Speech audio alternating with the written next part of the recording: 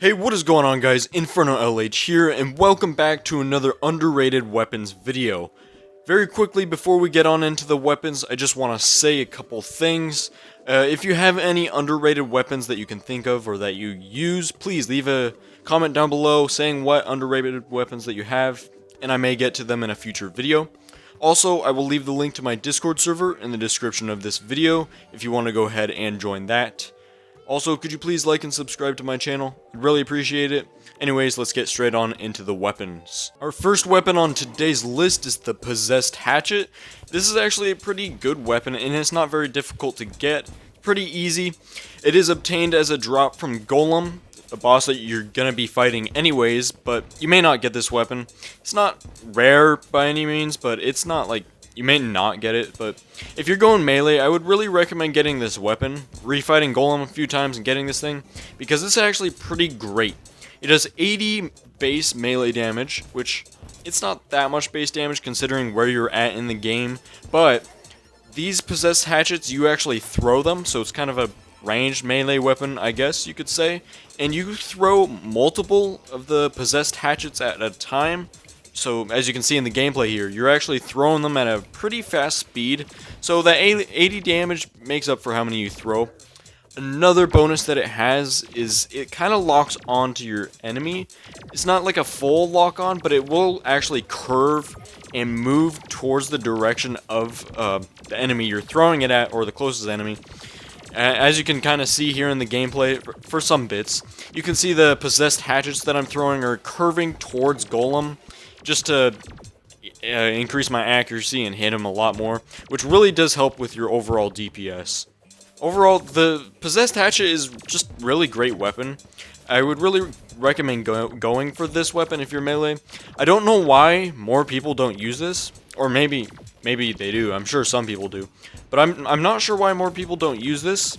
Probably because at this point in the game, you're not going to be using it for too long. It'll help you for maybe Lunatic Cultist or some other bosses, but great to use. Our next weapon on the list is actually the Seedler. This may not be that underrated. A lot of people are probably going to get this weapon, but a lot of people may not actually use this weapon for a reason I'll state in just a bit.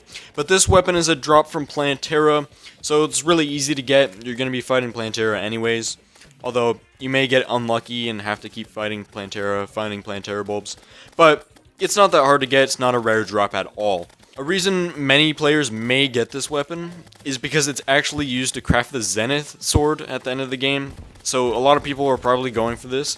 But how many people actually use this weapon? Probably not that many. And actually, it's a really great weapon. It does like 60 or something damage, maybe 50.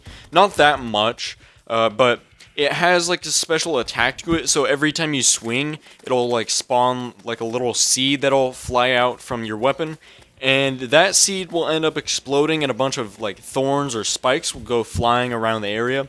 It does a lot of area damage actually, like a surprising amount, and it's also pretty good for bosses because those spikes will also hit the boss and deal a lot of extra damage. I know in the gameplay here I died to Terraria. This was my first fight against Terraria, and it took me so long to find that Terraria bulb. I just didn't want to bother, so don't judge me in the gameplay. Don't judge me.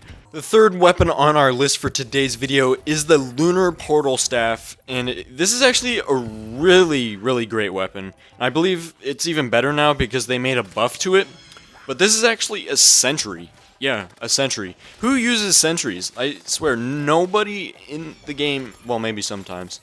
But sentries are so underrated, most of them are actually pretty bad, but nobody uses sentries, and this one is actually really great. It does a lot of damage. The armor that I'm using is one of the ones from the Old One's army that allows you to spawn more sentries at a time. I think that's the best sentry armor in the game, the Old One's army ones. Anyways, this is obtained from the Moonlord, so you're going to be fighting him anyways, like all the other bosses in this video.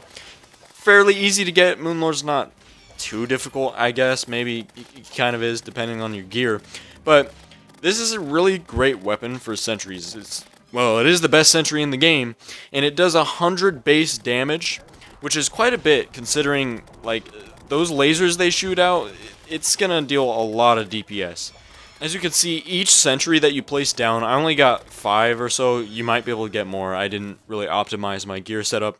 But those lasers have a large amount of range and they kind of fly around the screen a lot. So it's great for single target bosses. It's great for events. It's just, they do so much DPS. And as you can see, it is just demolishing the Empress of Light. Like, I killed the Empress of Light in no time with these things, so I would really recommend trying these out. They're great. The fourth weapon on our list for this video is the Beam Sword. The Beam Sword is also a pretty great weapon.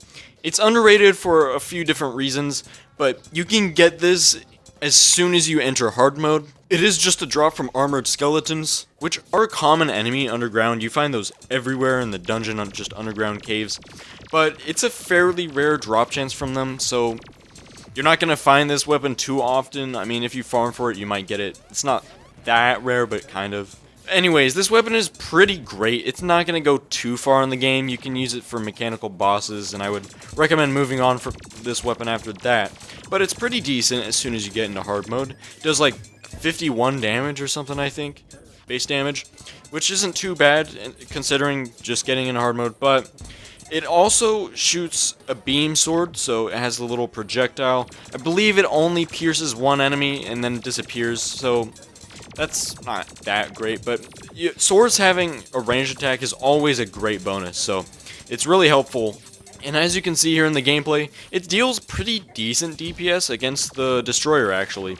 But, like I said, it probably wouldn't do that great after the mechanical bosses, so get this weapon as soon as you enter hard mode. It's probably pretty good at protecting yourself, but yeah, it's a pretty decent weapon. And the final weapon on today's list is the chain gun.